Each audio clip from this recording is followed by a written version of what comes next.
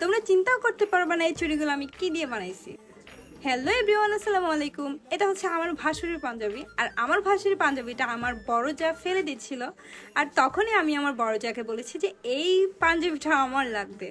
প্রথমে আমি পাঞ্জাবি থেকে সুন্দর সুন্দর কিছু লেস এখান থেকে কেটে নিয়েছিলাম। এখানে একটা পাথরের স্টোনের লেস দেখতে পাচ্ছেন, ওই লেসটাই আমার প্রয়োজন। অনেকদিন যাবত আমি হোমমেড চুড়ি বানাতে চাচ্ছিলাম, কিন্তু কাজের জন্য আমি বানাতে পারিনি, সময় কুলাতে পারিনি, আর আপনার ভাইয়ারও ওষুধ ছিল, সব কিছু মিলে হয়ে ওঠে নাই।